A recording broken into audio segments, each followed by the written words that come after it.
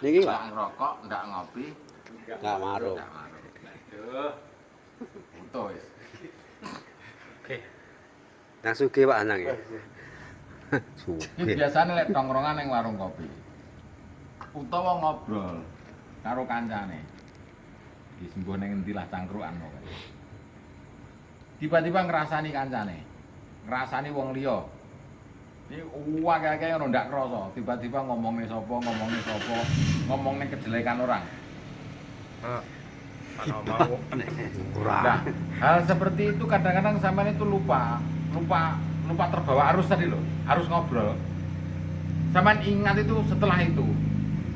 Maka uzkurni bitanasuli, ketika Anda zikir ingat kepada Allah bitanasuli dalam kondisi keadaan saya baru saja melakukan sebuah kesalahan, azkurkum bitafadzuli, maka Allah akan mengingatmu dalam keadaan memberikan kanugrahan.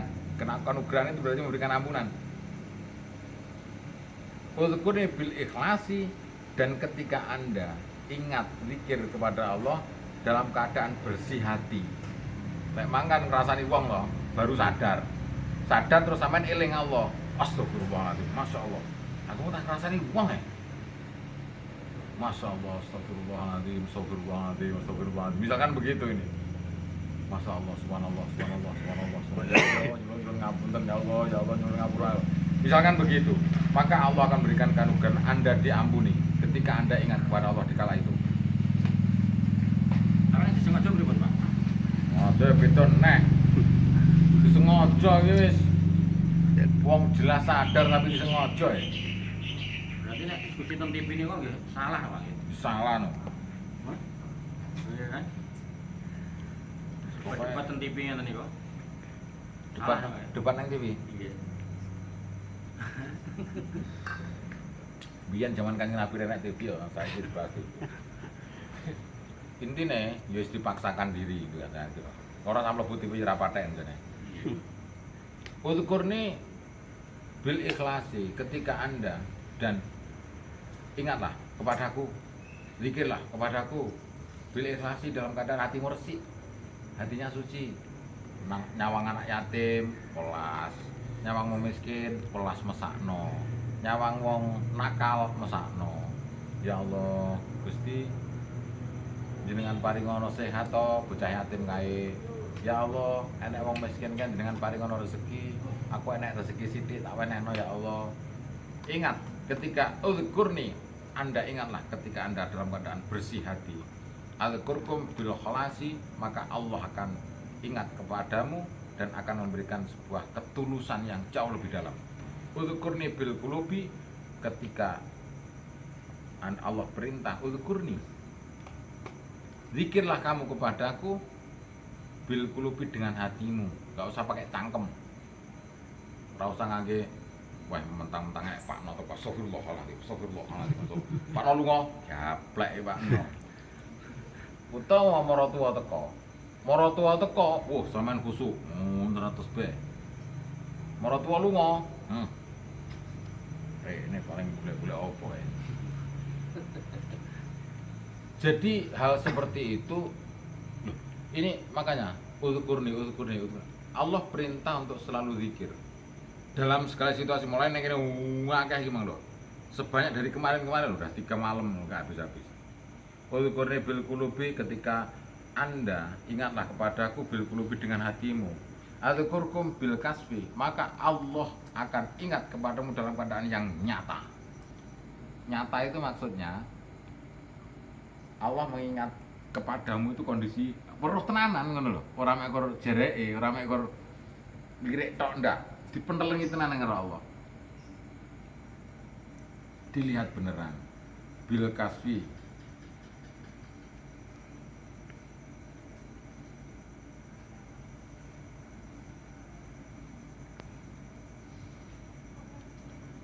Bil kasfil kurubi, Allah akan menghilangkan biro-biro kesedihan-kesedihan yang ada dalam hatimu.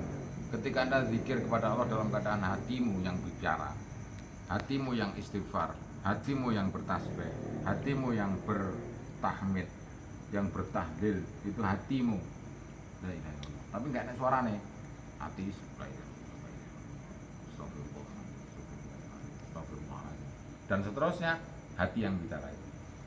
Mrapate ndelok rono, gayane ndelok TV, tapi ning kene Allah, Allah, Allah, Allah, Allah. Gayane yo ndelok gaple. Apa oleh, Pak? Wis kelasé dhewe-dhewe. Lah ati jago, tapi aku iki dikir, Pak, gak apa-apa kan. Gak karemu lah wis. Udkurni bila nisyanin. Ingatlah kamu keadaan, ingatlah kamu kepadaku, ingatlah diriku, zikirlah kepadaku. Bila nisyanin, dengan keadaan tidak lupa. Tidak lupa piye wong ingat, suruh ingat kepada Allah tapi tidak boleh lupa. Maksudnya itu meleset. Mulane orang zikir kepada Allah, orang khusyuk konsentrasi kepada Allah itu sama persis digambarkan oleh Imam Al-Ghazali dalam kitab Ihya itu seperti sampean berjalan di pematang sawah dalam kondisi hujan deras, dan pematang sawah galengan, ngerti lah? Ngerti sampean, Pak? Ke Palembang aku mau nih galengan, ra ngerti sampean? Ngerti. Galengan itu cuma Galangan, gini, bukan. tapak kaki tuh. Galengan. Sawah kanan, sawah kiri. Bukan. Nah, di rumah makan Imam Al-Ghazali itu orang yang zikir Bukan galangan. atau konsentrasi kepada Allah, khusyuk kepada Allah, itu ketika Anda seperti berjalan di atas pematang, kondisi dalam keadaan hujan deras dan tidak ada suket, tidak ada rumput. Kepletri seret, berbangkit lagi. Dikit, laku berapa langkah, kepleset lagi. Seperti itu. Saking licinnya. Jadi hati ini gampang ini, Allahu Akbar. Saya niat sholat Aisyah 4 rakaat, Allahu Akbar. Allahu Akbar kabira walhamdulillah. Lambene ya lo wancar muni. Kabira alhamdulillah kasira wa subhanallah, tapi hatimu mah kelingan kunci. Oh awangmu tak tutup. Gak jemuranku mang. So golek petile temu wae. Petil ilang itu golek temu.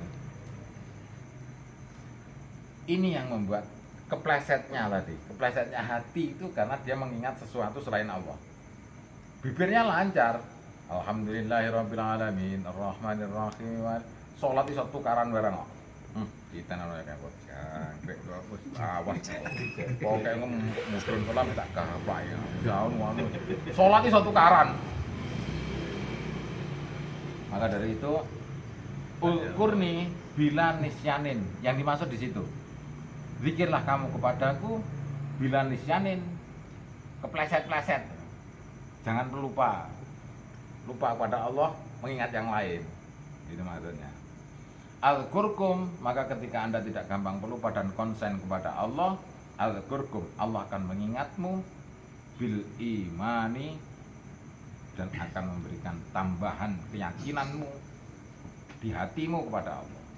Ulkurni, dan ingatlah kepadaku bil iftikori, kelawan keadaan butuh. Sama ini butuh. Foto kan lo video kayak biasa. Aku enggak gitu ya. Yang penting aku butuh Tuhanku. Aku enggak penting sholatku diterima atau tidak. Yang penting aku butuh, yang jelas aku butuh Tuhanku. Berarti gimana? Dia enggak penting. Yang penting saya ini sholat. Diterima atau enggak bukan urusan saya lagi. Yang penting saya udah jalani. Dan saya ini butuh dengan Tuhanku. Berarti kan pasrah toh. Yang penting tata cara syarat rukun sholat sudah dilakukan semua. Udhkurni bil iktidari, ingatlah kepadaku, zikirlah kepadaku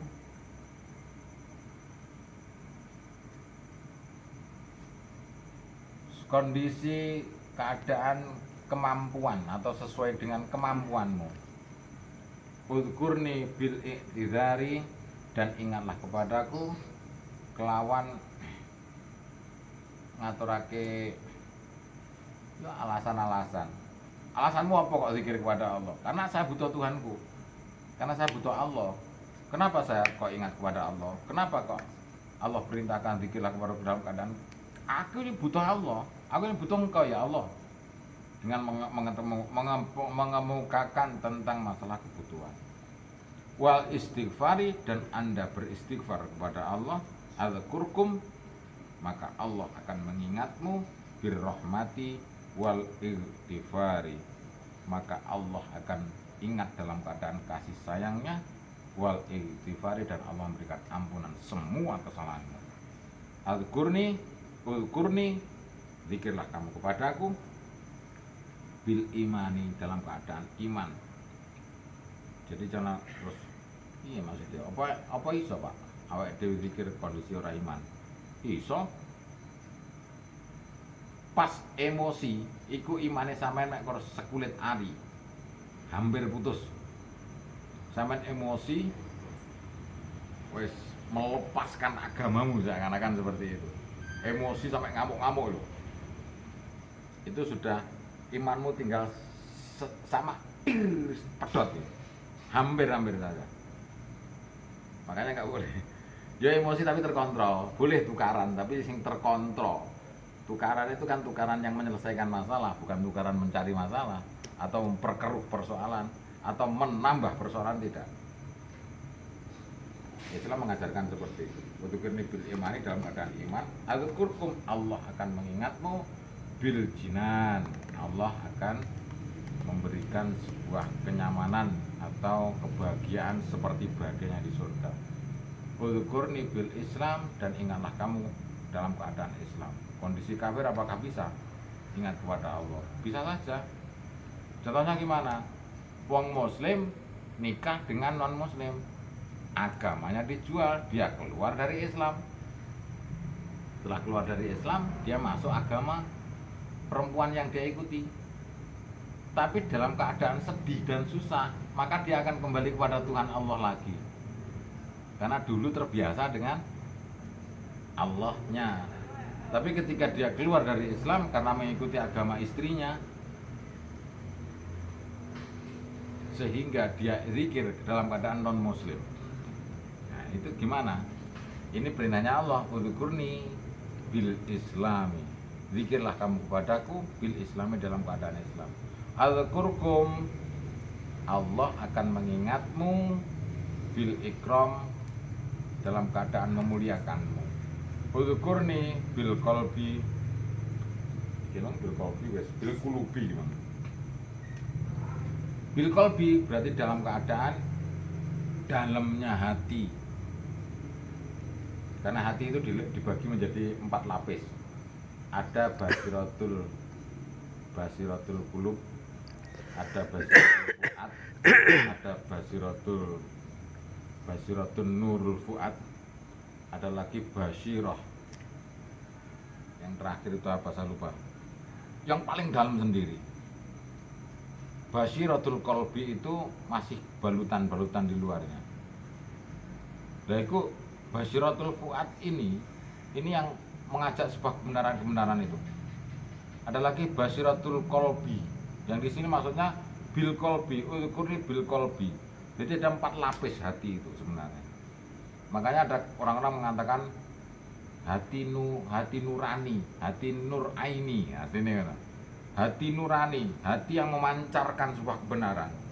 Itu asli dari Allah itu. Makanya nggak bisa dibohongin. Tidak bisa pernah bohong yang namanya hati nur, hati nurani. Lah bungkusnya hati nurani itu tadi namanya basyiratul fuad. Basyiratul fuad itu kulite, apa jenenge? Bungkusnya. Cara klopo, kulit, sepet, bathok, baru terus santen iki. Nah santen kuwi nurani tadi. Nur cahaya insani, cahaya Robbi, cahaya Tuhan itu. Makanya dulu pernah saya gambarkan, Allah titipkan emas murni 24 karat di dalam dirimu, dan ini akan pulang kepada Tuhanmu. Ketika kau gunakan selama hidupmu penuh dengan kesalahan dan dosa, Allah nggak akan menerima sebelum dibersihkan. Harus dibersihkan dulu dong. Nah, pernah saya gambarkan